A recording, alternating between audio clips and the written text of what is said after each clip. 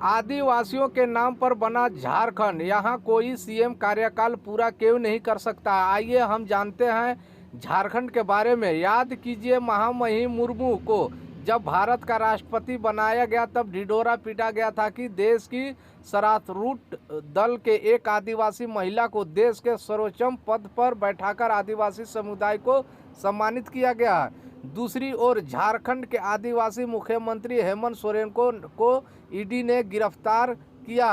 तब टिप्पणी की जाती है कि हेमंत सोरेन सुविधायुक्त जीवन जीते रहे, अब उन्हें जंगल में आदिवासी की तरह रहना होगा जैसे वे 20, 30, 40 साल पहले रहते थे।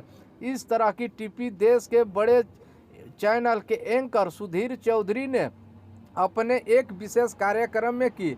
इसे पूरे देश ने देखा है। सुधीर चौधरी की इस टिप्पणी के खिलाफ देश भर में आदिवासी समुदाय और प्रगतिशील लोगों की प्रतिक्रिया आई। रांची के एसटी थाने में सुधीर चौधरी की गिरफ्तारी की मांग को लेकर एफआईआर भी दर्ज कराई गई है। आदिवासी को लेकर इस तरह की टिप्पणी को लेकर भारतीय जनता पार्टी या उसके किसी शीर्षक नेता का कोई बयान नहीं आया। कारण समझना उतना मुश्किल नहीं है कि देश की आदिवासी राष्ट्रपति को सरकार की नीतियों से कोई गुरेज नहीं कर, जबकि हेमंत सोरेन उसके खिलाफ हमेशा मुखर रहे हैं। इसीलिए सुधीर चौधरी की हेमंत सोरेन को लेकर आदिवासी विरोधी टिप्पणी से सत्तातंत्र को कोई फर्क नहीं पड़ता। बात सिर्फ सुधीर चौधरी की हेमंत सोरेन को लेकर की गई है। टिप्पणी पर बात कथित सभ्य समाज की मानसिकता की है, उनकी सोच और आदिवासी को लेकर उनकी समझ और भावनाओं की है। कार, बंगला और हवाई जहाज जैसी सुविधा जीवन का अधिकार सिर्फ उन्हें ही है। आदिवासी अगर ऐसी जिंदगी को सोचे तो उन्हें अनुसार गलत है और इसे सोच समझकर व्यवस्था को बनाए रखने के लिए वो भी कुछ भी कर सकते हैं, कुछ भी बोल सकते हैं। लेकिन सुधीर चौधरी और उनकी मानसिकता के लेकर लोग यह भूल जाते हैं कि उनकी यह सुविधाजनक हाई फाई जिंदगी आती कहाँ से है। झारखंड और देश के अन्य आदिवासी अंचलों को उजाड़ कर उन्हें विस्थापित कर इलाकों को प्राकृतिक संपदा को दोहन कर कथित सभ्य समाज के लिए सुविधायुक्त जीवन जुटाया जाता है। कथित सभ्य समाज की यह वही सोच है जिसके खिलाफ झारखंड अलग राज्य का आंदोलन हुआ। हेमंत सोरेन के पिता शिबू सोरेन ने उनके नेतृत्व किया और झारखंड अलग राज्य बना। लेकिन अलग राज्य बनने के बाद भी मानसिकता नहीं बदली। शुरू से ही यह धारणा बनाई गई कि आदिवासी अपना शासन नहीं चला सकते। जैसे आज़ादी के पूर्व में अंग्रेज कहते थे कि भारतीय अपना राज नहीं चला सकते।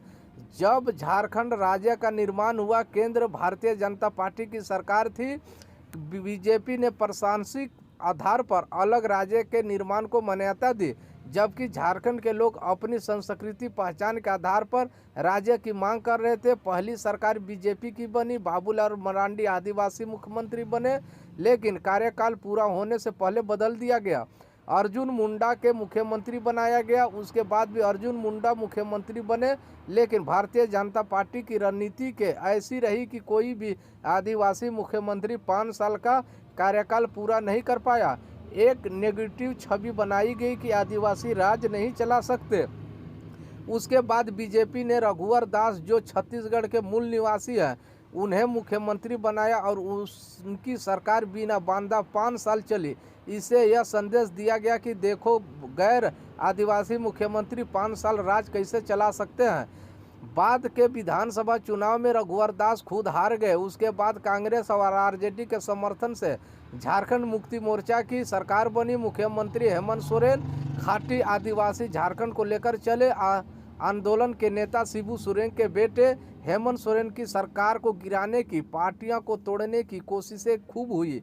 जब से हेमंत सोरेन में नेतृत्व बनी, हमेशा यह खबर फैलाई गई कि सरकार अब गिरी तब गिरी। अंत 4 साल पूरा करने के पहले ही ईडी के माध्यम से ऐसी परिस्थितियां उत्पन्न हुई कि हेमंत सोरेन को इस्तीफा देना पड़ा।